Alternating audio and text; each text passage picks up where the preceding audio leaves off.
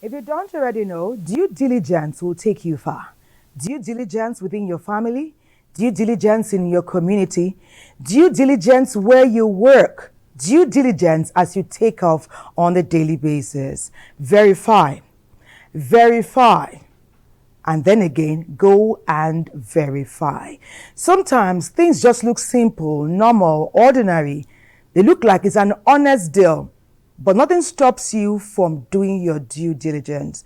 Asked myself yesterday if they can be so ingenious as to learn how to dabble into somebody's private quarters, so to speak, like your private quarters, where you do your private things. Why can't they use that ingenuity, creativity, and brilliance to do great things? We also would like to know, where is the legal angle of these things? Where fraud is committed in cyberspace, how can these people be found and made to face the full wrath of the law?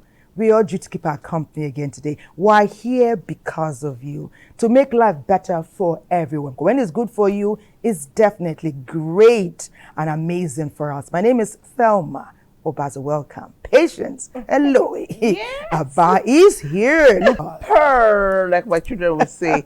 But you look amazing. You too, You darling. look amazing. Okay, so like Thomas said, we all belong to the social media communities on the cyberspace, and tendency is for who you are to reflect online. So basically, if you're a nice person with integrity, you're kind, it will reflect. And if you're bad, obnoxious, weak, or whatever it is you are negatively, it will also reflect online. Those beautiful hands of yours, Let's do this. I want to put them together. Yeah. So Deep, how are you doing today? What's it going to be? Take it away, Namaste.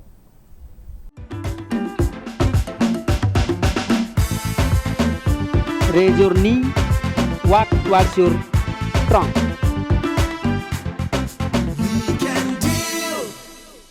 Namaste. Hello to everyone. I am Dipti Ranjan Mohanty, a trained yoga teacher from High Commission of India, Abuja.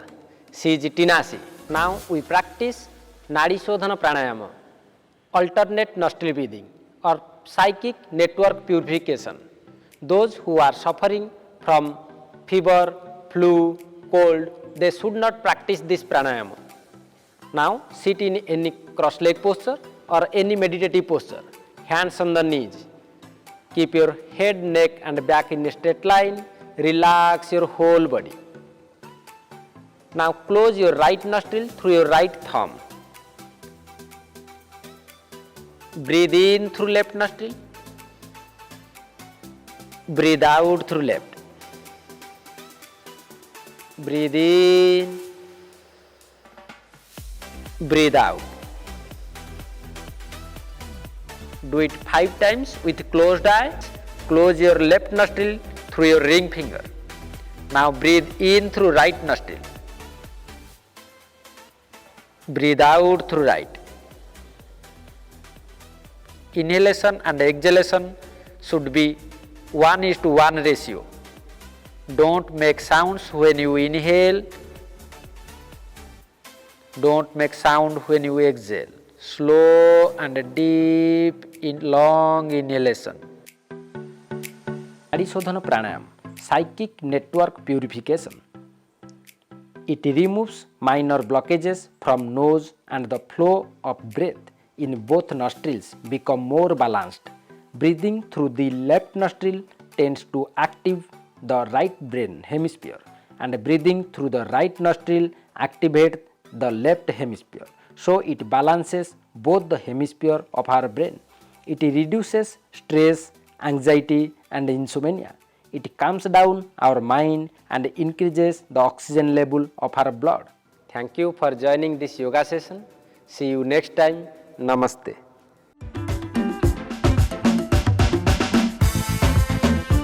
Raise your knee, walk towards your trunk.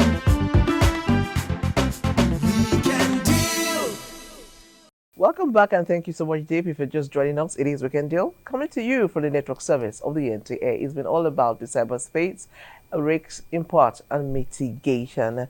The conversation will continue today, but before that, we'll go on our first break. Don't go away.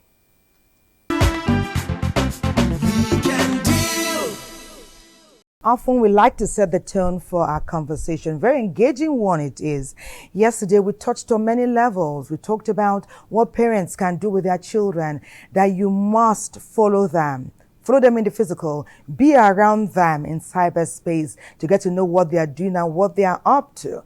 There's talk about bullying, but there's still more. That's why another background feature today, we set the tone and also nourish our conversation and invite you formally to be a part. Keep the messages coming in. It's time for the background feature. Cyberspace is the vast digital world where people, businesses, and governments interact.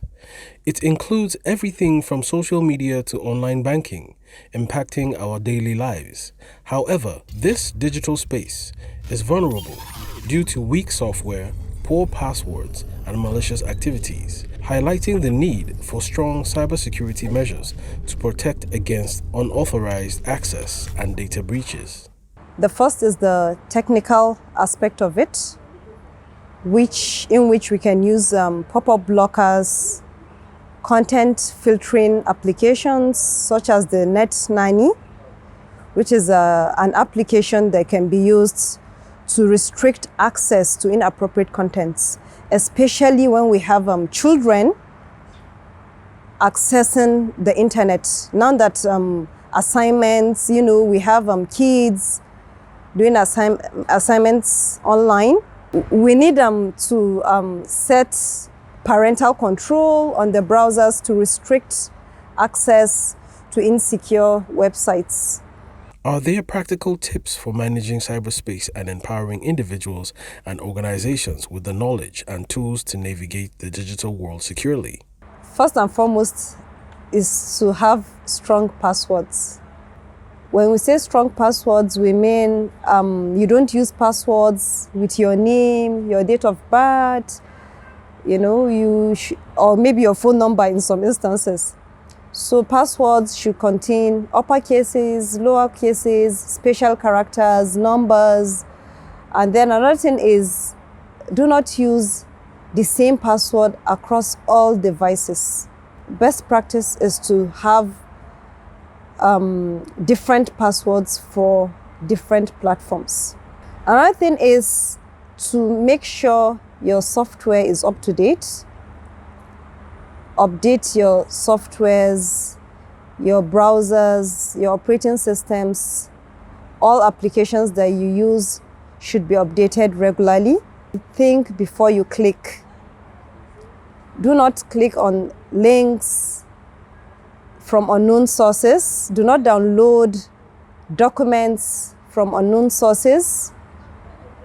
Also, you should enable two-factor authentication on your platforms. For example, on WhatsApp, I think that's the most popular platform where we have a very high amount of cases. So ensure you enable your two-factor authentication on most of the platforms that you use. Another tip is to always ensure you back up your data. Back up. Always back up your data. In an event where you have maybe a ransomware attack, so that you can have another copy of your data. You need to be informed, right? You need to educate yourself on all these tips. I think with these strategies, we should be able to navigate the internet securely. By adopting proactive measures and staying informed about emerging threats, we can work together towards a safer and more resilient cyberspace for everyone. Join us on Weekend Deal today as we discuss the risk, impact, and mitigation of the cyberspace.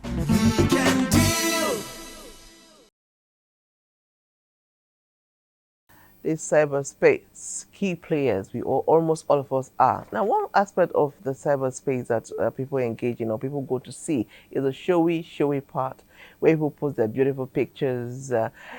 You take like 100 pictures, you edit like 2 good ones, and then you post, and somebody thinks you're the most beautiful woman that's ever walked the earth. Or people show they go to a hotel, you take pictures, and they're like, oh, this person's house is beautiful. Now, people post vacations, their children, milestones, but how much of your activities should you actually post online? And what are the implications? Relax and watch as NTA Makari has us covered on that particular topic. Social media and humans exist in the world of mutual influence. It has affected every area of man's existence and have become an indispensable component of day-to-day life.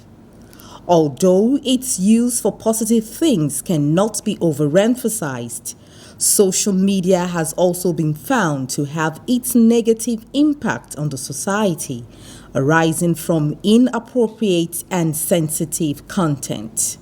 Talking about even personal relationships, it strains relationships. An individual known to be peddling false information on social media, there will be isolation. People will run away from you. Now you're talking about even the social consequences. We are talking about public panic.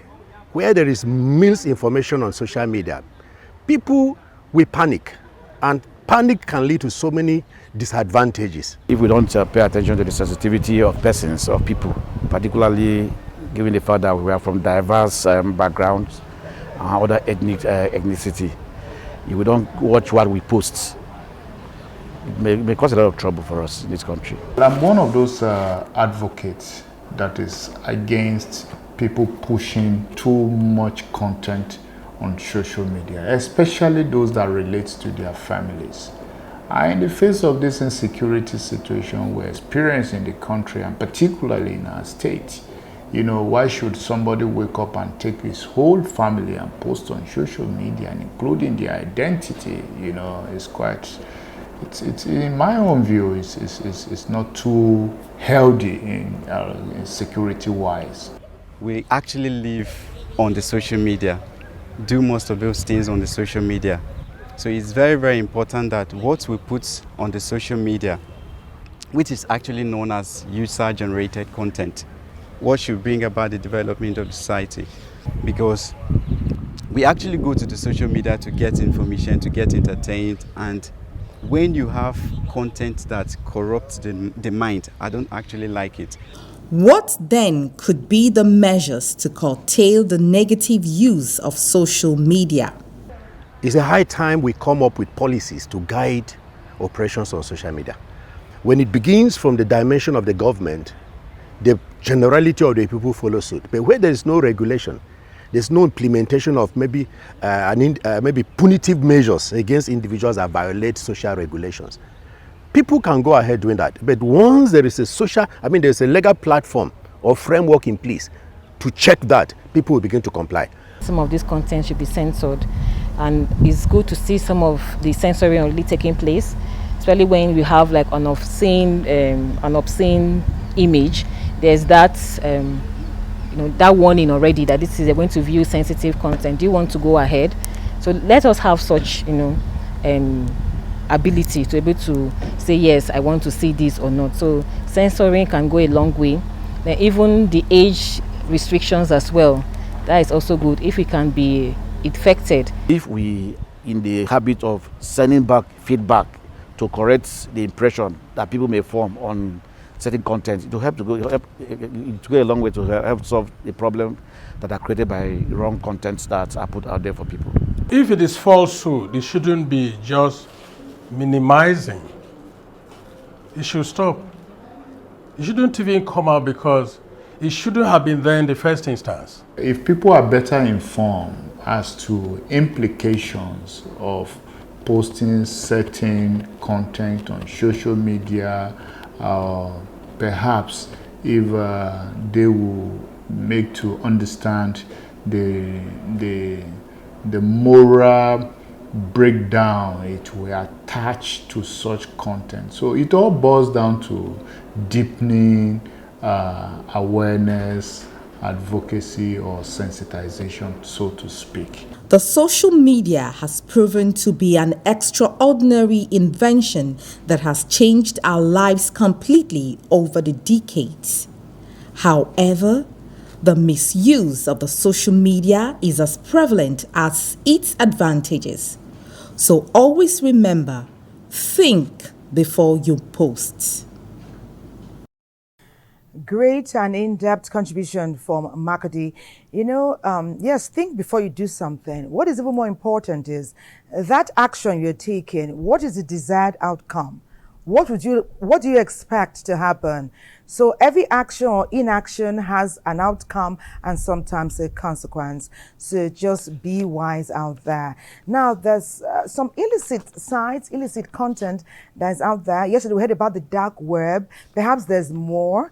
And that's how TJ will give us a broader and more in-depth perspective about intersection of illicit content and pop-up sites. TJ, I saw you working relentlessly last week. What did you bring up? What did the research show?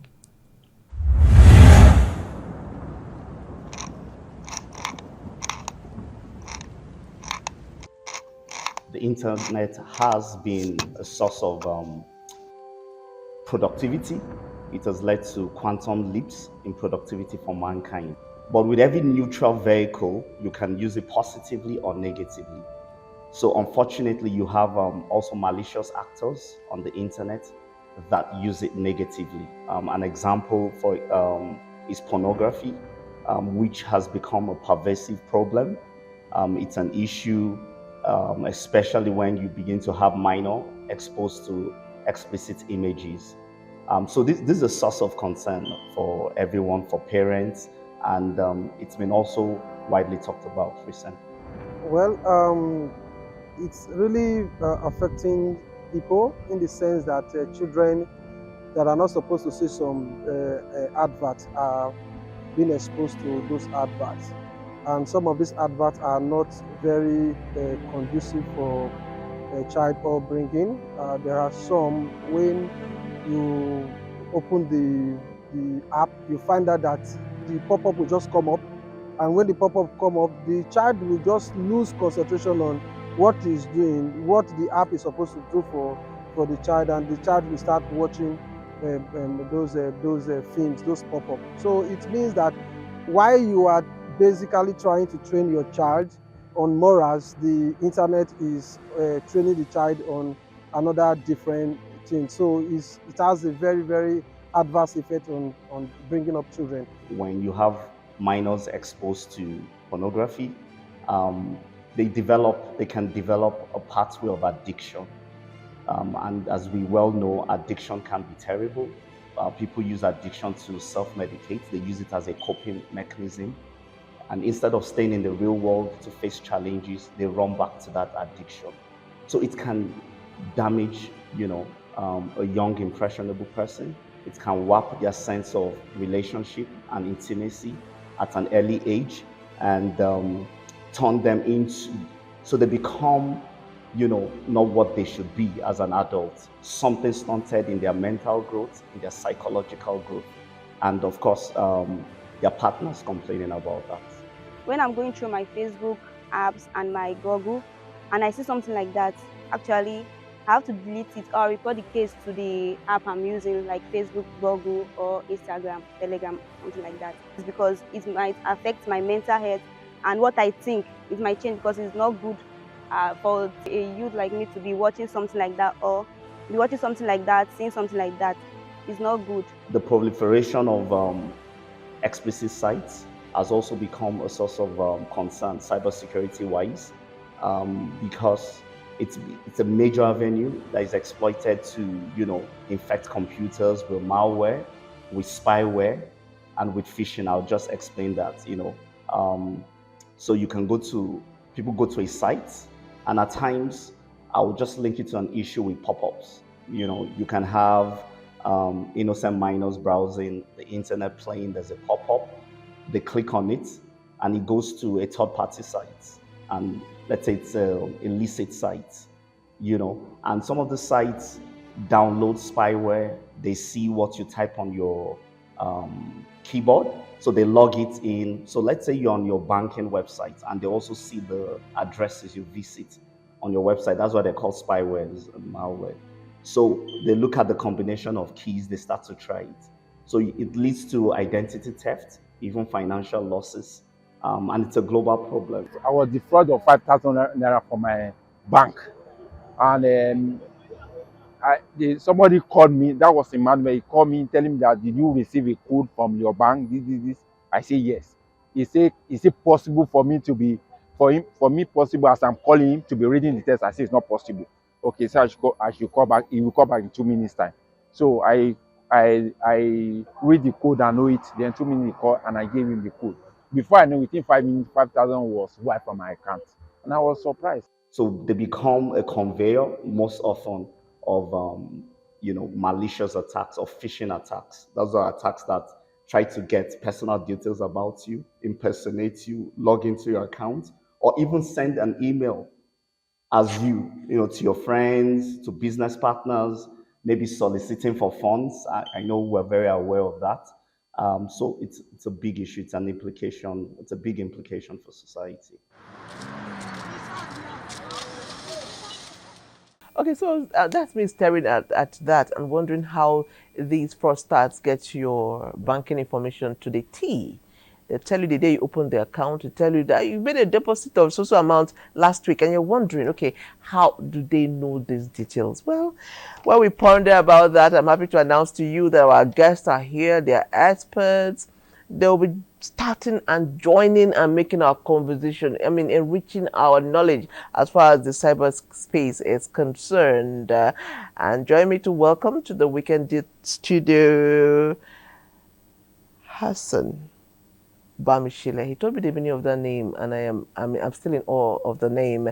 Let's say his profile, then meet him. He's right here. Okay, no profile today. Okay.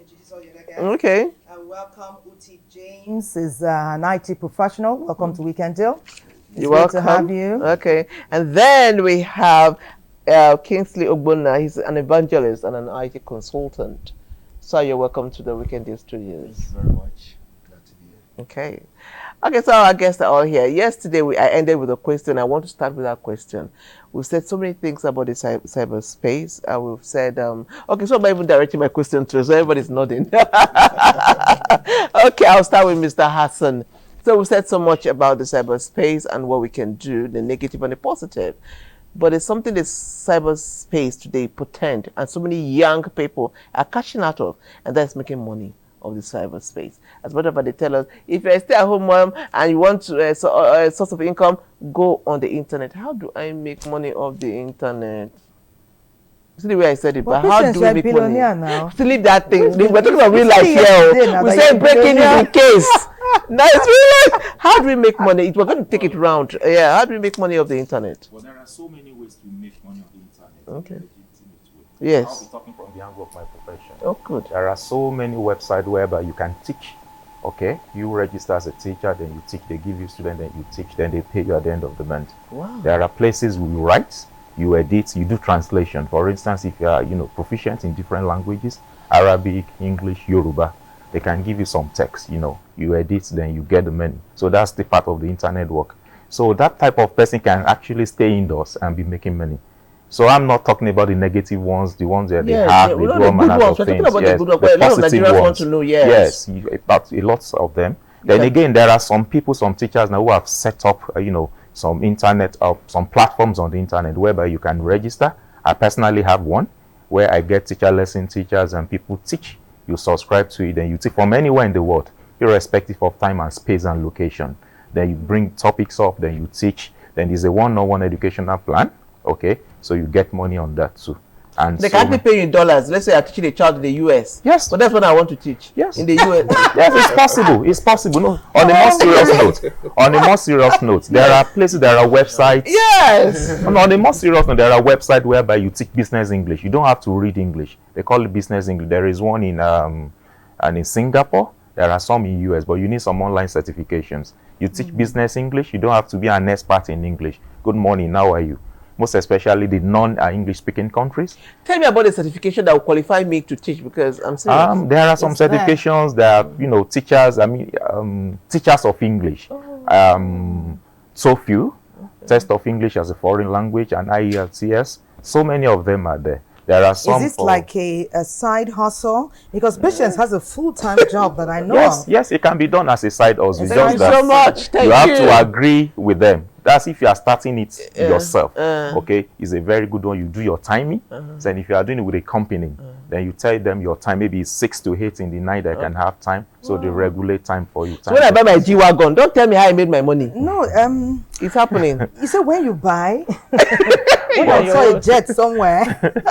Okay, so you now tell them the time that's convenient for you, and they work it out for you. Yes, Okay, yes. I'm seeing so many dollars in Patience's account. Amen, and, amen, amen. Good one. I liked the fact that I'm associated with you very closely. Okay. Okay, let me talk to Uti. Uti, we talked yesterday about the full wrath of the law. That is, some people, those who are doing negative things, and they are affecting people who have worked hard, put some resources aside, and through some ingenious, nefarious means, they take somebody's life savings. It happens. In romance scams, it happens. It happens in these hackers, they do all of that. How? They are faceless for the most part. But we do know that there are laws and policies that can bring them to book. How can they be found? Are they ever found? Has any of them been brought to face the full of the law? And what are the outcomes usually? Okay, I think in most cases they have been found. The issue now is the government need to actually enforce these laws. Yes, They most catch of them. them? Yeah, they do catch them. They do catch them. I was reading an article yesterday of they caught over 157 fraudsters. Yesterday, in Nigeria, EFCC, Okay. So they actually found. It's just that in most cases, as Nigerians, we get to encourage these guys. So I have, take for example, I have a friend that is into fraud and that's into fraudulent activities. The fact that this friend is patronizing me with funds here and there, I know exactly what he or she is doing, but I won't get to expose that friend. So it's all about the government working in hand with the people to actually expose these guys, because the government can only do much due to their strength or so, but the people need to come together with the government to actually work in hand to get these people caught, because there are instances where you see these fraudsters, the victims of them commit suicide and all, just because their life savings have been taken and all. So in such situations, they have families, they have friends. I heard of a case recently from my wife's neighbor, a young boy of 14 years old, and he's building a house for his family. I don't understand. What did you just say? 14 years old. Yes, 14 years old, and it's so obvious that he's into fraud. But he better be a scammer. Yes, like the signs are so Everywhere. glaring. They are everywhere. How can a 14-year-old boy be buying a GLE G-Wagon? That was How did he even purchase it? I don't even know the name of the He went through somebody, right? Yes, I am. I don't So somebody's enabling him. Exactly. One is a language. Exactly. Can speak for you. The thing is that this particular crime syndicate is so organized. It's so organized. They have like an educational structure that this they get young boys, house them in a house, and then train them on how to fraud people. So you see, I heard about a school or an academy somewhere in Nigeria. yeah.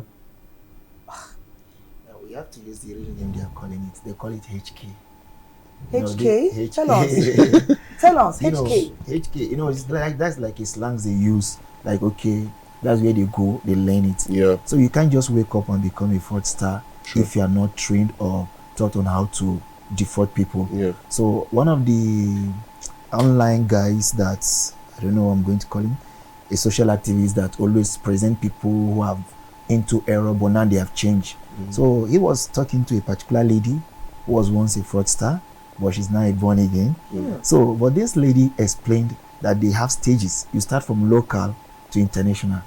Local is the one that we just received the correspondence from Makodi, where they will defraud you online, call you, ask for your BVN, then hack your WhatsApp, go through your WhatsApp contacts, demanding for urgent money. Oh, I'm in trouble. You know, the way the person will even, the way they compose the message, you're like, and the way you act, you may not even have time to call the person because the message will look like urgent. Please, can you just send me 50,000 naira? I'm stuck, my bank app is not working, blah blah blah. And you reach out, before you know, they have defrauded a lot of people in the contact. So yes, the two-step verification is important. But this fraudster, I have a challenge with our security system in a sense that they can easily be tracked in a way that everybody have a phone number and we registered our phone number. So we have our phone numbers linked to our name now, and we have our BVN, our bank account linked with BVN, and there's an integration between BVN through the back end with main NIN. I think there's something like that they have put up. So if somebody calls and you are being defrauded, why can't that number be tracked? Okay, let me state a case recently. So they tracked one of these numbers and discovered that it belongs to an old woman. You get, so the more these guys, they grew every day. They use different criminal means. So there was a case of they defrauded a man and he went to the police and reported and all that, and they tracked the account number, they tracked the phone number, and it was linked to an old woman in the village that don't even know she has an account. So if those people that are supposed to checkmate us are not really doing what they are supposed to do, how are we going to stop them? You're about saying something. Yes, I actually want to say something related to your response to the spirituality involved. Despite the fact that if we dwell on that, it will, downplay our sense of reasoning and fairness, but we know it happens. Then we still need to talk about it, but not just paraphrase so that it may assist people.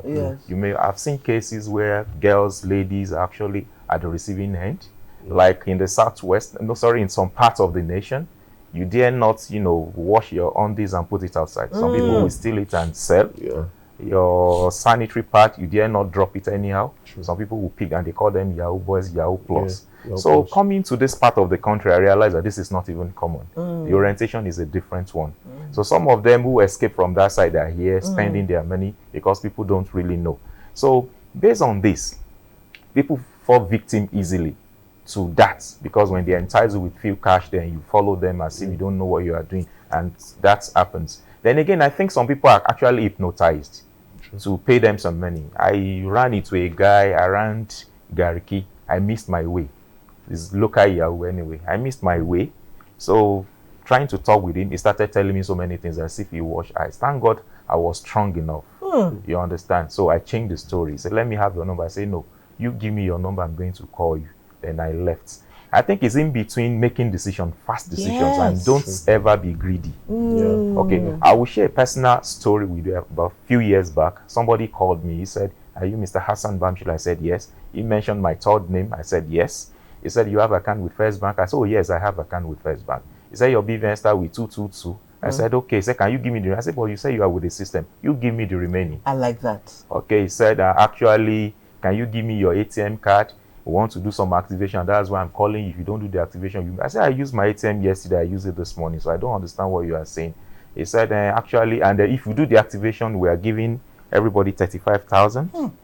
I said, oh, that's wonderful. But can I ask you a question? He said, go ahead. I said, are you aware that First Bank has more than 30 million customers? I said, yes, I know. Now, times 30 million customers by 35,000, where is the money coming from? I said, I know there is no free money that you don't work for. So he got angry. He lost his balance. He said, Oga, you are not the first person we have given to many people. I said, please, I don't want. If I want to do anything with my ATM, I go to the bank. He dropped the call. So this is somebody that knows smart. He was even kind enough. So they insult you. They insult you. Actually, they insult you. Okay, so we're talking organizational, we're talking of financial, but again, I want us to speak to something. We had a case recently where 2 ladies got killed in Abuja. Yes. And I'm beginning to think, I mean, from investigation and from what people are saying, the lady from Ghana comes from a wealthy home. The other one is not poor either. So I'm thinking, is it normal? With all the information out there, don't go. Is it normal? I'm thinking, is there any spirit? Because why would they leave? It's not about being spiritual. There's no spirituality in it. This one is greed. Because even this guy in question, oh God, I want to remember the name of his company. I saw it. No, but what did he offer them? Was it job? 1 million. No. 1 million naira. Okay, let's. He offered them money. Yeah. So they went there for money because they had so money. There's no the thing there now is that even if you use them for ritual or for whatever, but the question there is that some of the or a part of their organs or their body is missing, is extracted. So that's to say there is possibility that guy is into organ harvesting.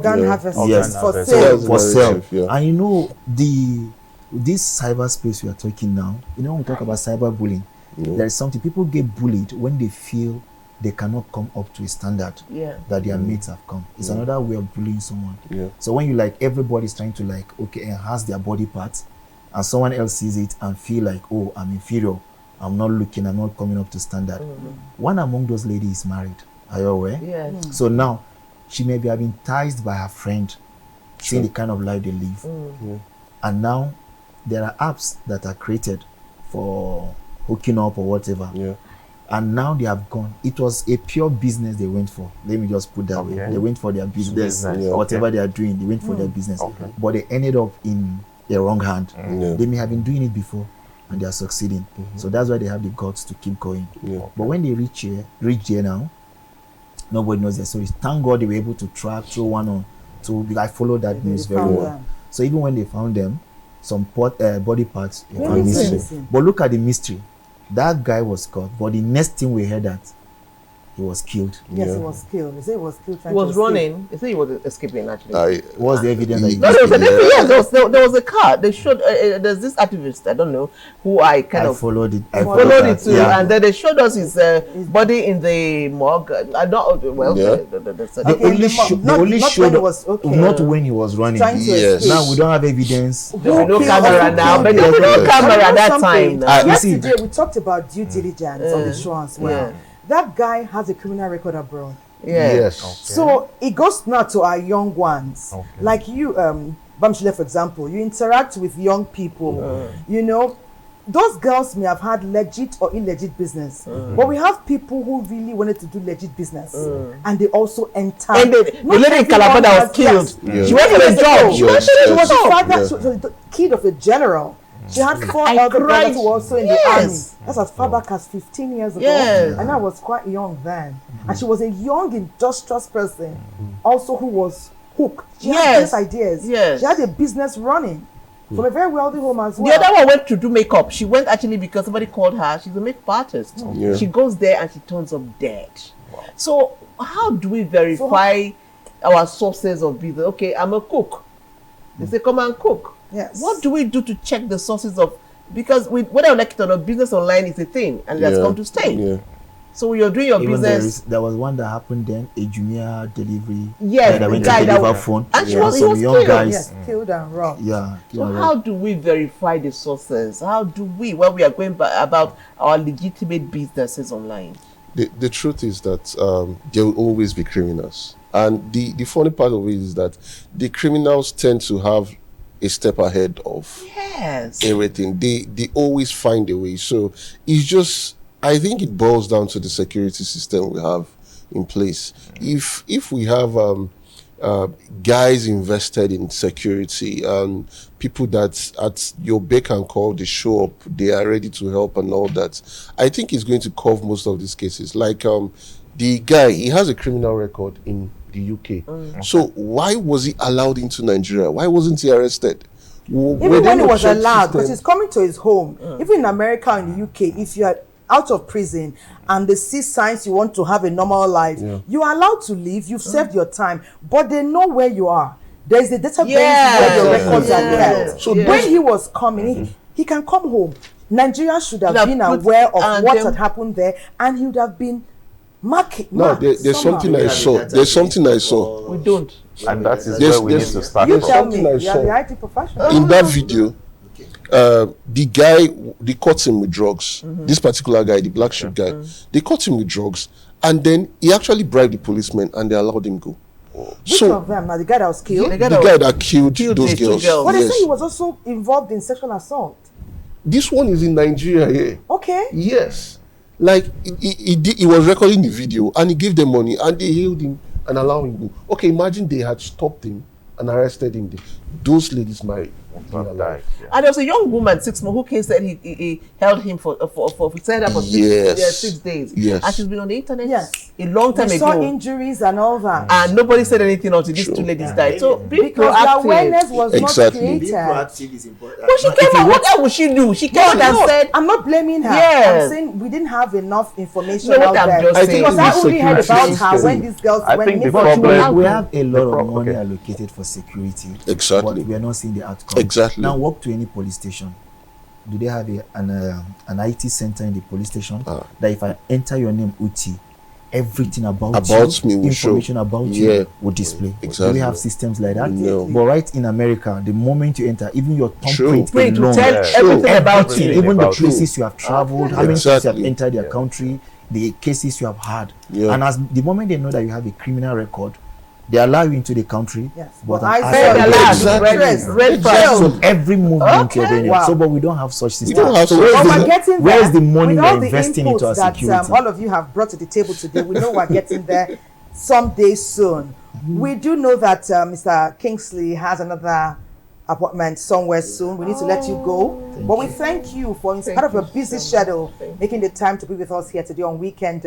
And your contribution is monumental, really. We learned so much indeed, and we'll spread the message because we must keep spreading the message. You are watching Weekend Deal, Cyberspace, Risk, Impact and Mitigation. Mr. Kingsley is going now, but our other guests will be here to continue the show with us. Don't go anywhere. Keep your messages coming in. We'll begin to read them when we return.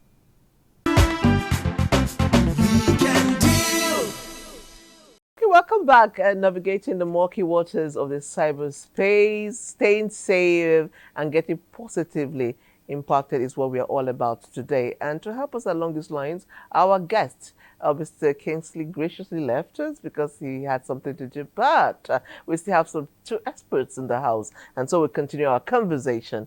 Okay, Mr. Uti. No, even before I get to Mr. Uti, you were saying something and you said you want to talk because you are in the educational sector, and you say you want to talk about cyberbullying as it affects that sector. So please take it away from there. Okay, I think we've heard a lot about the cyberspace and activities that happen there.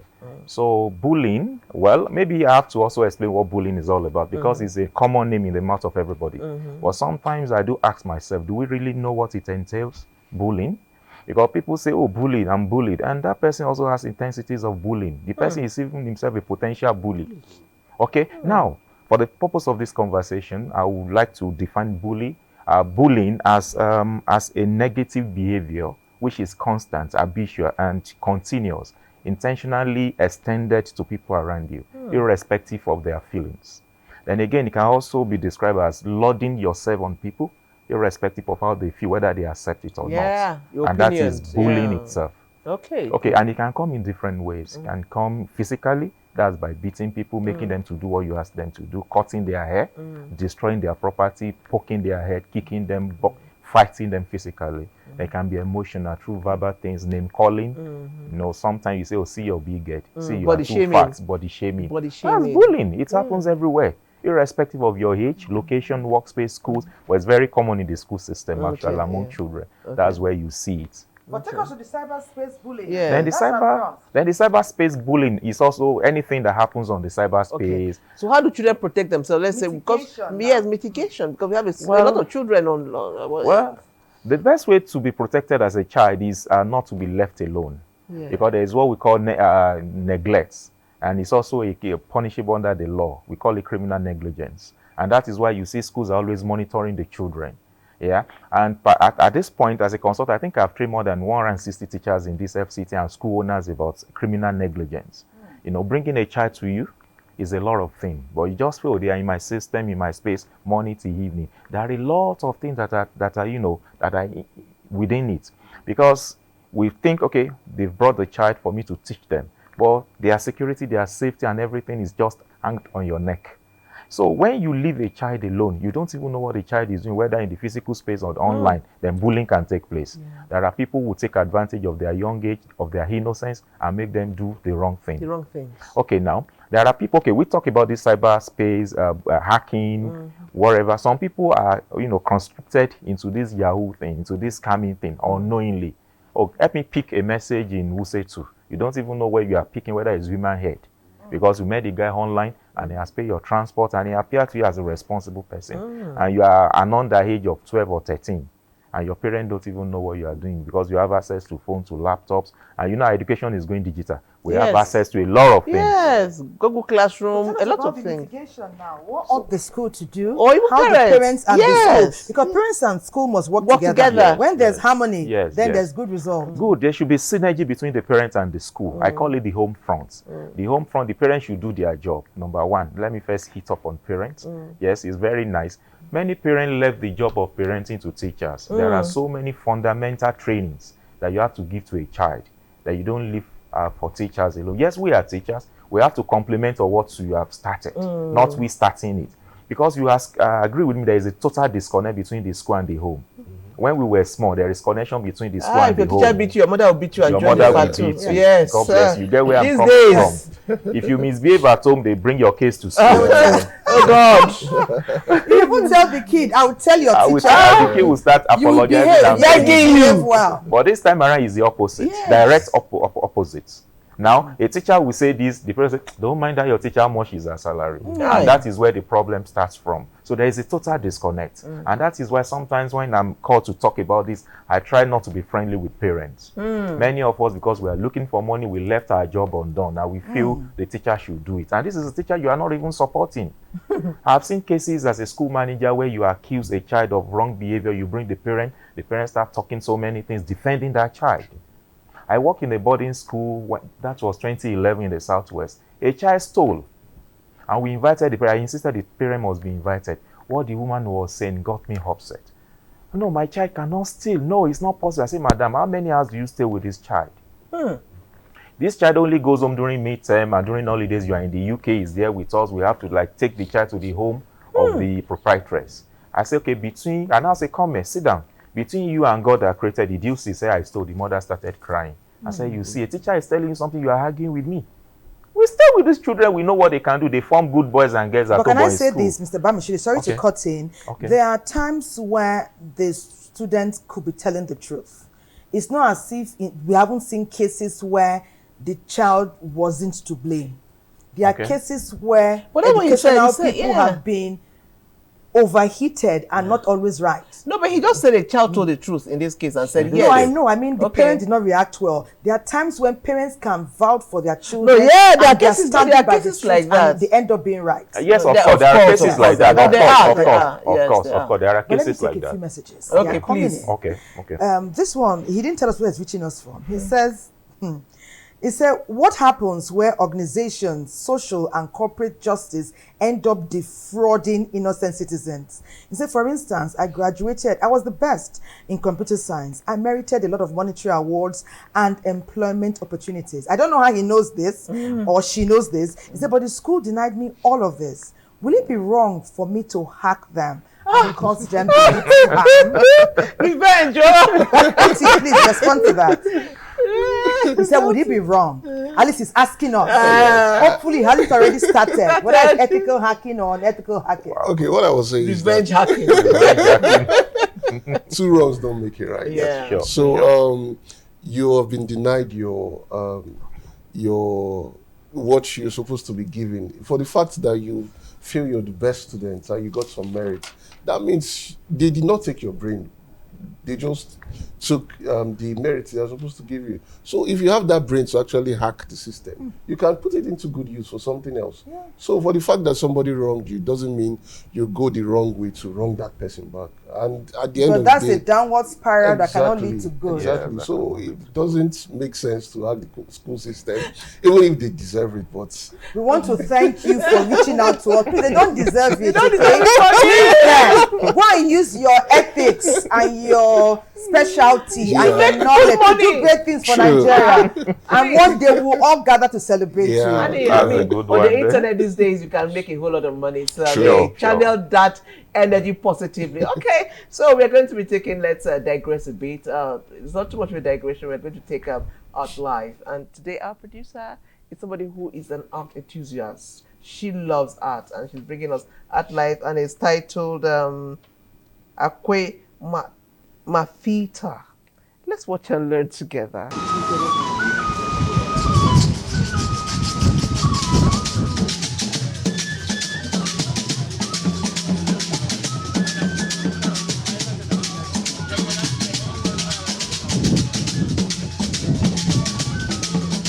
Basically, as part of our mandate, we are the apex agency that takes care of performing arts in the whole country. So that is why we started to reach out to various states to be able to inculcate our mandate. That is getting community, like this project now is a community theater. It's one of the main projects that we always have every year. So we've decided to choose the city of Kano today, Kano State generally, to be able to execute this project. By executing this project, we engulf and we encompass people of Kano to the different aspects that we have.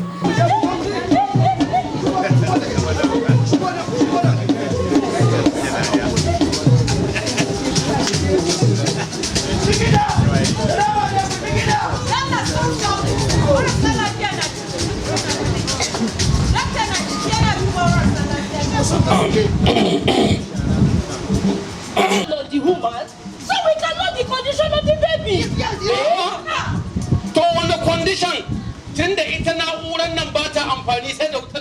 The main message is a community drama presentation that is supposed to sensitize the community on the difficulties that is being confronting Nigerians, especially with the different policies that have been introduced by the current administration. And the idea is to make them feel that government has an empathy. It feels what they are feeling, and raise their hope to see that at the end of this hardship, there is certainly going to be light at the end of the tunnel. You know, what is life but hope? So the whole presentation is to sustain that hope in the minds of Nigerians.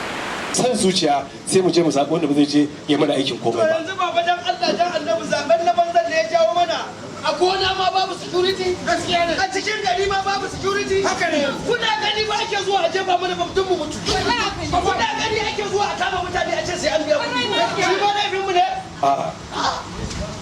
Amma kuma ina ganin gwamnati tana ruwa da tsaki a wannan gurin. The culture of theatre in Kano was once vibrant, but for insurgency and economic issues, you know, film came into being and people would just prefer to sit in their homes and watch films. But I think it is coming back to life because we stage performances in school, in our university, every semester.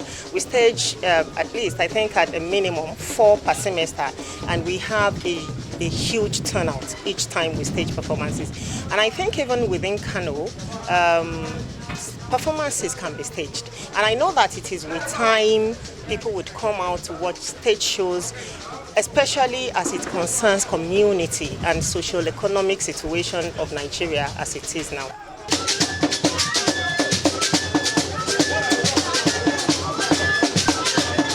Uma is always touching base. Wherever there's art, there's creativity, there's ingenuity, you can be sure Uma is there. She's also a grade A artist. You know, we should start packing our bags, our shoes, and tidying up our final words so we can continue to inspire our nation and the world.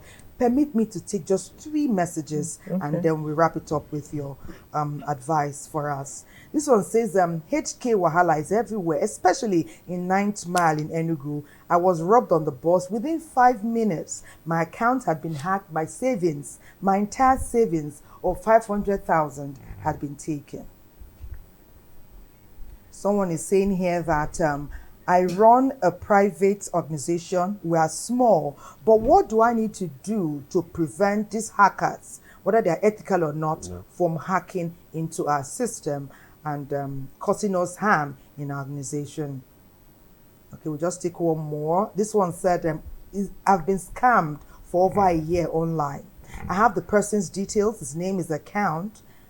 What can I do? Can I still seek redress? And where and how? This is Tokwe from Joss. And I'll just take this last message. Amos today tells us, I've had a good time with Weekend Deal the entire weekend. I've enjoyed everything you have shared and I've learned quite a bit. Thank you, Weekend Deal. Keep up the good job. Thank you. Oh, Amos. So Thank you, Amos. Your comments. Yes, your comments. Yeah. Okay. For the first person, you know, when, the banks, their campaigns going around now that when your phone is stolen, you go to the bank to block your ATM and all that. Because what happens is that when these guys get access to your SIM card, they can request for password change. An OTP will be sent to that SMS, to your number as SMS, and then they have access to your platform. So I just feel there should be ways my phone is stolen, I can easily get somebody's phone and quickly block my account number. It all boils down to we being ahead of these criminals. If there are holes that in the system that you see that they can easily access, we should be able to block these holes. Because if somebody steals my phone, take my SIM, for me to get another phone and start the whole process, or maybe it's a Saturday, what time will I get to go to the bank? Or a Sunday. Or a Sunday. Or in the night. So you get. So but I'm told that it's a number you can call depending on your bike. If your phone is taken. If your phone is taken. Yes. You need to cram it. You need to cram it. What phone are you going to use? Because you find somebody quickly. Taken. Okay. You need to cram the number. It's not a full 11-digit number. Some are codes. Quickly, you need to cram it. You need to be aware and proactive. It's painful, but we need to be our own first. The first security, step must start with us. Yeah, I agree with you. Any comments, Mr. Well, Bamshi? I think my own comment will be that people should learn how to ask questions. No matter how beautiful the offer looks like, you can still use the same internet to ask questions. Is this organization legit? Is it right? You see people that they have dealt with before, comments and things like that. And again, we have to be guided as a person. Well, we are guided, and then I would say, please watch what you post on live. Don't put your whole life online. Even your relationship, they say it gets ruined when you put everything online. So be careful what you put online. Just select what you put online so people don't get to you. Your children's school, put it online. Then the parents and the guardian. And the guardians. Vigilant. Know what your kids are doing when they are home. 14-year-old building a house for who? Buying a G-Wagon to drive it where? He can't even drive. He's too young to drive. Parents, please. It's not legal yet. Out there. And we say the community trains a child. What village does it? Watch what is untoward in your society. Share it with somebody who will take it further and seek redress. Usually do. Let's chop knuckle. And we say God bless Nigeria. God bless Nigeria. Goodbye.